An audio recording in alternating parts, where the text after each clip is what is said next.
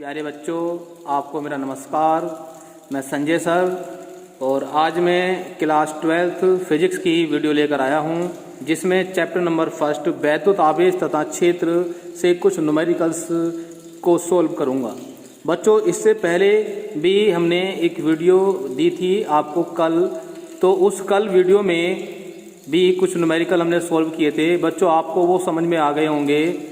और आज हम अपनी दूसरी वीडियो लेकर आए हैं, इसमें भी कुछ न्यूमेरिकल लेकर आया हूं जो बहुत ही ज़्यादा इम्पोर्टेंट न्यूमेरिकल है। बेटा, पहला जो न्यूमेरिकल हमारा वो है 0.4 माइक्रोकूलम आवेश के किसी छोटे गोले पर अन्य छोटे आवेशित गोले के कारण वायु में 0.2 न्यूटन बल लगता है। यदि दूसरे गोले पर 0.8 माइक्रोकूलम आवेश हो तो पहला फर्स्ट ए यानी कि दोनों गोले के बीच कितनी दूरी है हमें ज्ञात करना है। पहले दूसरी बात हमें ज्ञात करनी है बी नंबर पे, दूसरे गोले पर पहले गोले के कारण कितना बल लगता है। बच्चों देखो, न्यूमेरिकल को सोल्व करने से पहले सबसे पहले न्यूमेरिकल को अच्छे से समझ लें। जब आप अच्छे से इस न्यूमेरिकल को समझ लेंगे, ये चीज़ जान लोगे कि इसमें क्या क्या दिया है और हमें क्या निकालना है, तो आप न्यूमेरिकल बहुत आसानी से कर सकते हैं। तो बेटा एक बार और समझ लेते हैं कि इसमें क्या दिया है। देखो, दो जो हैं वो छोटे गोले हैं, ठीक है नहीं? तो कैसा है, देखो 0.4 माइक्रोकूलम आवेश के किसी छोटे गोले पर, तो एक छोटा गोला है जिस पर आवेश है 0.4 माइक्रोकूलम का, और एक अन्य गोला है, ठीक है, एक अन्य छोटा है छोटा गोला। तो अन्य छोटे गोले के कारण वायु में 0.2 न्यूटन बल लगता है। तो मान लिया कोई एक गोला, बेटा ध्यान से समझ लें इसको, कि कोई एक गोला है छोटा, ठीक है ये, ठीक, और वायु में ही एक दूसरा गोला है छोटा, ठीक। इसका जो चार्ज है वो कितना है 0.4 माइक्रोकूलम का, ठीक है बेटा। दूसरा जो गोला है ये, इस पे जो चार्ज है वो दे रखा है इसमें 0.8 माइक्रोकूलम आवेश है। कह रहा है ना कि यदि दूसरे गोले पर आवेश कितना हो इतना, तो दूसरे गोले पर जो है वो कितना है 0.8 माइक्रोकूलम, ठीक है बेटा। ये दो गोले हैं। तो अब देखो दोबारा समझ लो इसको। ये कह रहा है कि छोटे गोले पर अन्य छोटे आवेशित गोले के कारण वायु में, तो जो अन्य आवेशित गोला है उसके कारण वायु में 0.2 न्यूटन बल लगता है, यानी कि इसके कारण इस पे लगता है बेटा। किसके कारण लगता है? इस वाले के। ये गोला दिया हुआ है तो अन्य जो वो ये है, ये अन्य है, ये अन्य गोला है, ठीक है बेटा। ये भी एक गोला है, ठीक, और ये कौन सा है? अन्य गोला। तो इसके कारण इस पर एक बल लग रहा है ऐसा करके, F = 0.2 न्यूटन का, ठीक है बेटा। एक बल लग रहा है इस पे इसके कारण। तो ये फर्स्ट गोला है और ये सेकंड गोला है। तो सेकंड के कारण जब फर्स्ट पे लग रहा है तो ये हो जाएगा F12। कितना लग रहा है इस पे बल? F12 = 0.2 न्यूटन, ठीक है बेटा। अब देखो, जब इसके कारण लग रहा है तो क्रिया प्रतिक्रिया होती है। जब भी हम किसी एक वस्तु पर बल लगाते हैं तो वो वस्तु भी हम पर उतना ही बल लगाती जितना कि हम उस पर लगाते हैं। तो बेटा जितना बल ये गोला इस गोले पर लगा रहा है उतना ही बल ये गोला भी इस गोले पर लगाएगा, अर्थात इस प्रकार से, ठीक है। ये हो जाएगा क्रिया प्रतिक्रिया का नियम। तो ये लगाएगा F21, ठीक है। ये कितना लगाएगा? F21। तो F21 ये हमें आगे जाके फाइंड करना है बेटा, ठीक है। इसमें देखो दे रखा है कि यदि दूसरे गोले पर 0.8 माइक्रोकूलम आवेश हो तो ए पार्ट में ज्ञात करना दोनों गोलों के बीच कितनी दूरी है। तो इन दोनों की बीच की दूरी ज्ञात करनी है हमें। इन दोनों की बीच की दूरी r ज्ञात करनी है बेटा, ठीक है। ये हमें बीच की दूरी क्या करनी है? हमें r, ये दूरी ज्ञात करनी है, ठीक। और क्या कह रहा है आगे बी नंबर में? दूसरे गोले पर पहले गोले के कारण, तो दूसरे गोले पर इस पर पहले गोले के कारण, यानी कि जो F21 से मैंने प्रदर्शित किया है वो कितना बल लगेगा, ठीक है। अब इसको हम सोल्व करते हैं। इतनी बात तो आपको समझ में आ गई होगी, ठीक है। तो अब हम इसको सोल्व किस प्रकार से करेंगे बेटा? देखो हमने F12 इक्वल टू 0.2 न्यूटन का बल देख लिया और F21 हमें फाइंड करना है। तो हमारे पास जो फॉर्मूला है किसका, जब भी किन्हीं दो आवेशित यानी कि दो आवेशित गोलों के बीच लगने वाला बल होता है किसके अनुसार, कूलाम के नियम के अनुसार, कूलाम के नियम से, ठीक है, कूलाम के नियम से, ठीक है बेटा। क्या होता है F इज इक्वल टू 1/4πε0। हमने इससे पहली वाली वीडियो में इसके बारे में बताया था, Q1 Q2 upon R square. तो पहला जो Q1 दे रखा है वो ये दे रखा है, पहला जो Q2 दे रखा है वो ये दे रखा है। तो Q1 बराबर 0.4 माइक्रो कूलाम और Q2 बराबर 0.8 माइक्रो कूलाम। ठीक है बेटा, जो दिया हुआ है इसको लिख लेते हैं, हम चेंज कर लेंगे, इसको समीकरण नंबर 1 मान लेंगे। तो देखो अब क्या करेंगे हम, यहाँ पर देखो Q1 जो दे रखा है उसको हम लिख लेते हैं। दिया है, क्या दे रखा है बेटा, दे रखा है इसमें कि एक तो दे रखा है हमारा F12 इक्वल टू 0.2 न्यूटन। दूसरा क्या दे रखा है इसमें, दूसरा दे रखा है Q1 is equal to 0.4 micro coulomb. इसको चेंज कर लेंगे, माइक्रो कूलाम को 0.4 गुणा 10⁻⁻⁶ कूलाम। कूलाम में हमने इसको चेंज कर दिया। दूसरा दे रखा है Q2 is equal to 0.8 micro coulomb is equal to, इसको भी चेंज कर लेंगे, कूलाम में 0.8 गुणा 10⁻⁶ कूलाम। ठीक है बेटा, तो ये तो हमने जो दिया हुआ है इसमें क्वेश्चन में वो हमने लिख लिया। ये बात आप भली भांति ठीक है देख लें। हमें ज्ञात क्या करना है, हमें करना है एक तो R फाइंड करना है दूरी इन दोनों के बीच की, और एक F21 फाइंड करना है। ठीक है, दो हमें बातें ज्ञात करनी है इसमें। तो बेटा देख लेते हैं अब इसको। सबसे पहले इक्वेशन नंबर जो फर्स्ट है हमारी ये बेटा, ये F is equal to 1/4πε0 Q1 Q2 बटे R स्क्वायर, इसी से हम लेंगे। तो सबसे पहले F हम निकालेंगे तो F12 निकालेंगे। ठीक है, F12 का फॉर्मूला लिखेंगे इसी से।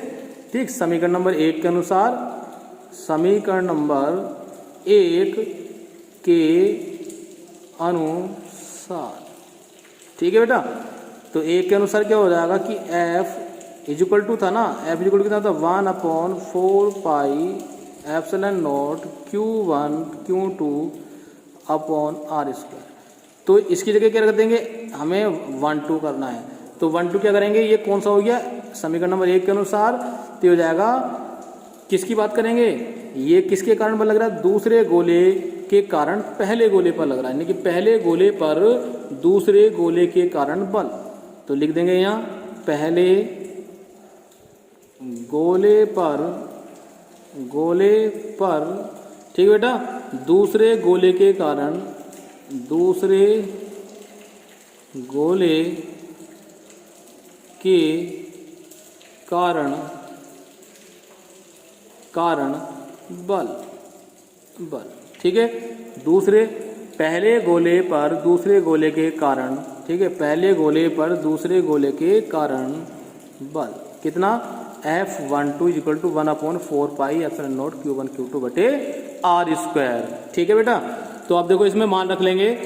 F12 का मान दे रखा है, कितना दिया है, अभी हमने लिखा था 0.2 न्यूटन। तो इसको रख देंगे हम यहाँ पर 0.2 न्यूटन इज इक्वल टू 1/4πε0 की वैल्यू आपको पता है कितनी होती है, 9 × 10⁹ इंटू Q1 की वैल्यू और Q2 की वैल्यू दे रखी है। देखो Q1 की कितनी है 0.4 गुणा 10⁻⁶, Q2 की 0.8 गुणा 10⁻⁶। इन वैल्यू को भी यहाँ पर हम रख देंगे बेटा। ठीक है, देखो अब रख देंगे यहाँ पर 0.4 गुणा 10⁻⁶ गुणा 0.8 गुणा 10⁻⁶ बटे R स्क्वायर, क्योंकि R की वैल्यू दी नहीं है तो R हमें निकालना है।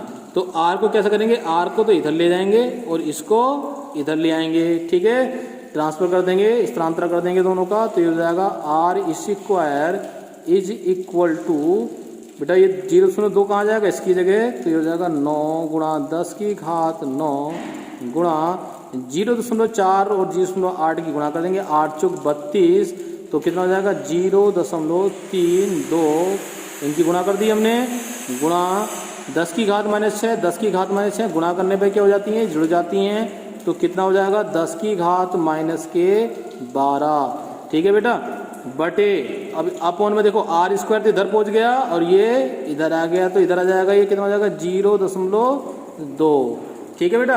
अब देखो r² इज इक्वल टू, ये इसको सोल्व कर लेंगे। अब देखो 10 की घात 9 है ये प्लस का और ये माइनस का है, तो प्लस और माइनस में देखेंगे तो कितना क्या करेंगे इसमें बताइए कि 10 की घात माइनस के कितना बचेगा 3 बचेगा बेटा, क्योंकि 10 की घात ये प्लस की 9 है और ये माइनस के 12 है, तो ये कितने ज़्यादा है प्लस वाले से, माइनस के 3 ज़्यादा हैं, तो 3 बच जाएगा। जब इनकी मल्टीप्लाई हम करेंगे तो एक दूसरे को काट देंगे। 9 की गुणा इसमें कर लेंगे, 9 दूनी 18 का 8, ठीक है, 9 तिया 27, 27 और 1 28,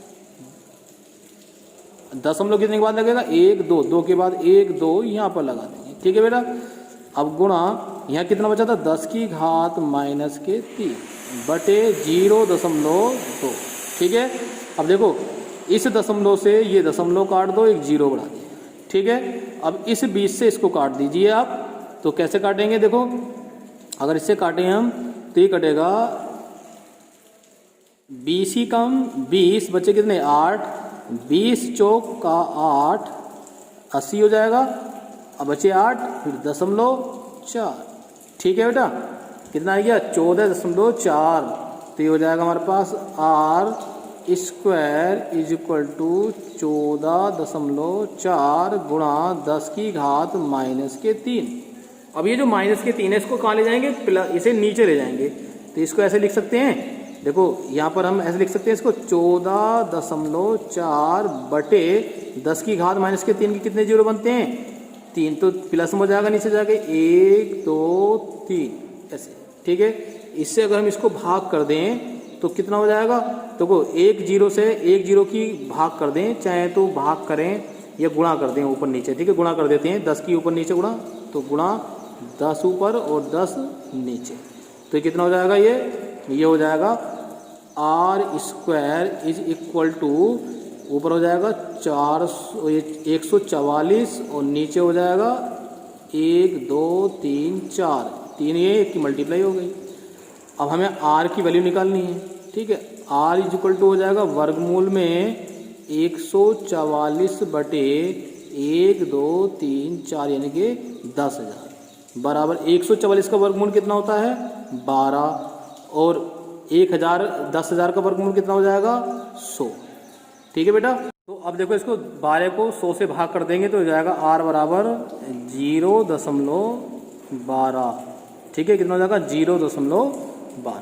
तो हम न्यूटन की बात कर रहे थे, इसको मतलब इतना मीटर, ये किस में जाएगा इतने मीटर इन दोनों के बीच की दूरी होगी, किसके बीच की दूरी होगी बेटा, ये होगी दोनों गोलों के बीच की दूरी। ये जो गोले थे हमारे इन दोनों के बीच की दूरी जो है ये r का जो मान था हमारा वो हो जाएगा 0.12 मीटर, ठीक है, ये आगे दूरी।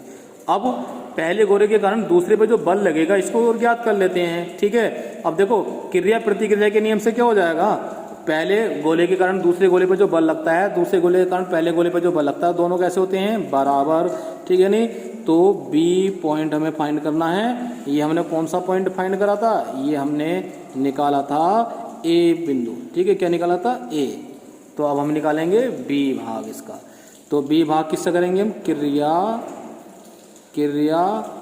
प्रतिक्रिया, ठीक है, क्रिया प्रतिक्रिया के नियम से। और ये नियम कौन सा था बेटा, ये है न्यूटन का तीसरा नियम, न्यूटन का तीसरा नियम, ठीक है बेटा। गति का जो तीसरा नियम है न्यूटन का वो है। तो इसमें क्या हो जाएगा F21 is equal to F12, बेटा दोनों बराबर हो जाएंगे, ठीक है, क्रिया प्रतिक्रिया के नियम के अनुसार दोनों कैसे हो जाएंगे बराबर। तो F21 इज इक्वल टू कितना हो जाएगा 0.12 न्यूटन, ठीक है, सॉरी ये गलत हो गया। ये बल कितना था हमारा, ये था 0.2 न्यूटन। तो ये भी कितना हो जाएगा, F21 = 0.2 न्यूटन हो जाएगा ये। ठीक है बेटा, तो ये हमारा एक सवाल सोल्व हो गया पहला, ये आंसर आ जाएगा। ठीक, समझ में आ गया होगा बेटा। इसको स्क्रीनशॉट लेकर नोट भी कर लेना, ये हाथों हाथ नोट करते चले जाओ, समझते समझते बैक कर कर। ठीक है, अब हम बात करते हैं अपने अगले न्यूमेरिकल की। तो बेटा नेक्स्ट जो न्यूमेरिकल है हमारा, वो न्यूमेरिकल क्या है कि 2 माइक्रोकूलम का कोई बिंदु आवेश। ठीक है, कितना कि कोई, ये है 2 माइक्रोकूलम का कोई बिंदु आवेश किसी किनारे पर 9.0 सेंटीमीटर किनारे वाले किसी घनीय गौसीय पृष्ठ के केंद्र पर स्थित है। पृष्ठ से गुजरने वाला नेट फ्लक्स क्या है, हमें नेट फ्लक्स बताना है। ठीक है, हमें क्या बताना है, नेट फ्लक्स क्या है। तो अब इसको सोल्व करते हैं। तो मैंने अभी बताया था कि पहले सवाल को अच्छे से समझ लेना चाहिए और तब उसके बाद सोल्व करना चाहिए। ठीक है, तो अब हम इसमें सोल्व करना क्या है, हमें फ्लक्स सोल्व करना है। ठीक है, नेट फ्लक्स। अब बेटा नेट फ्लक्स जो है, जब गोली यहाँ पर किनारे की बात आ रही है, ठीक है नहीं, कोई बिंदु आवेश है, घनीय गौसीय पृष्ठ की बात आ रही है। तो घनीय गौसीय पृष्ठ की बात है बेटा, इसको ध्यान रखना कि जब घनीय पृष्ठ की बात कर रहे हैं तो इसका मतलब है कि यहाँ पर गौस की प्रमेय की बात कर रहे हैं। किसकी बात कर रहे हैं, गौस की प्रमेय से। तो गौस की प्रमेय से ही हम बात करेंगे यहाँ पर। ठीक है, तो यहाँ पर दिया हुआ क्या है, तो सबसे पहले यहाँ पर देख लेते हैं कि क्या दिया हुआ है। तो घन के जो भीतर है स्थित वो कुल आवेश कितना होगा। ठीक है बेटा, वो कुल आवेश कितना होगा हमारा घन के पृष्ठ। तो आवेश कितना है, दिया है यहाँ पर, दिया है। ठीक, क्या दे रखा है बेटा, Q = दे रखा है 2.0 माइक्रोकूलम। इसको चेंज कर लो, 2 × 10⁻⁻⁶ कूलम। हमने इसको कूलम में चेंज कर दिया। ठीक है, ये तो दिया है। ठीक, अब यहाँ पर एप्सिलॉन नोट की वैल्यू हमें पता है कितनी होती है, वो ध्यान रखेंगे। तो अब सबसे पहले करेंगे गॉस, ठीक है, के प्रमेय से। तो गॉस के प्रमेय से बात करेंगे, तो गॉस के प्रमेय से। तो गॉस की प्रमेय क्या होती है, गॉस की प्रमेय जो है हमने अपने जो चैप्टर वाइज वीडियो बना रखी हैं, उन वीडियो में जाकर आप देख लेना। बहुत अच्छे से गॉस की प्रमेय को हमने समझाया है, और वीडियो में जाकर आप जरूर देख लेना। हमारी 12th क्लास की प्ले लिस्ट में जाके, हमारा चैनल का नाम पता ही है आपको कितना है, संजय CRDM चैनल का नाम है, उस चैनल पर जाकर आप देख लेना। तो गॉस की प्रमेय क्या है कि फाई ई यानी कि नेट फ्लक्स फाई ई = होता है Q/ε0। ठीक है बेटा, यही तो होता है।